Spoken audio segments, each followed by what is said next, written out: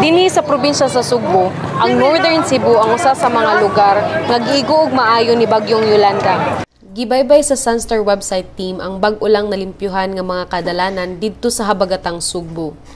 Ug mao kini ang among nakita.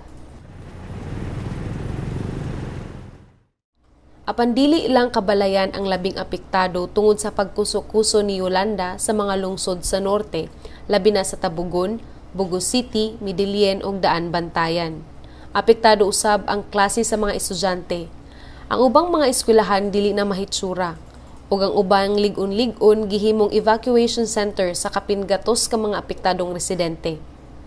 Apektado usab ang komunikasyon tungod kay wala paghapon signal ug kuryente. Makita sa kadalanan ang mga nangatumbang poste sa kuryente. Gani sa pagbaybay sa among team, aduna mi naabtan nga mga trabahante sa Sibeco nga nag-ayo sa mga nagubang poste bisan pa man sa sobrang kainit sa adlaw.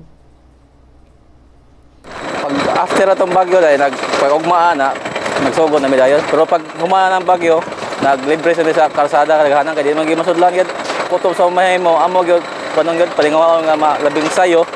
Kay wa pay Pasko maka-restore agad kay lisod luway suga kay apektado pa may pod. Apektado usab ang panginabuhian sa mga residente labi na katong mga trabahante sa tubuhan. Kapasiro ra gyud dire katuban. Asinda wa mangilay pangita.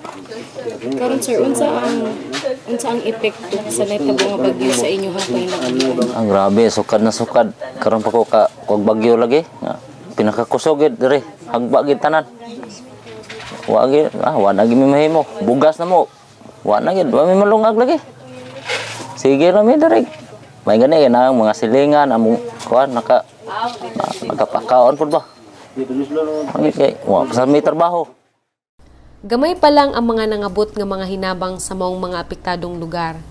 Gani mao kini ang ilang panawagan. Mangayo kong tabang sa ilang maka huwag ko sa akong bahay bisan gamay lang maka kuwan ba ka na makaatop lang ko ba kay di ba may maka kuwan di ba kuwan sa among bahay kay ang sina lukot-lukot ba di naman pwede ibalik ang di may mga sa diha mga magamit na among makuan. Manawagan ko sa atong presidente nga naunta may mahimo diring dapita kinahanglan gyud tabang ang mga tawo diri sa Curva Midilin. Kay pait kayo, hurot din ilang balay, wala gyud balay hantod karon nagbarong-barong na lang sila. Gikan diri sa Daan Bantayan, kini si Army Garde para sa Sunstar Pilipinas.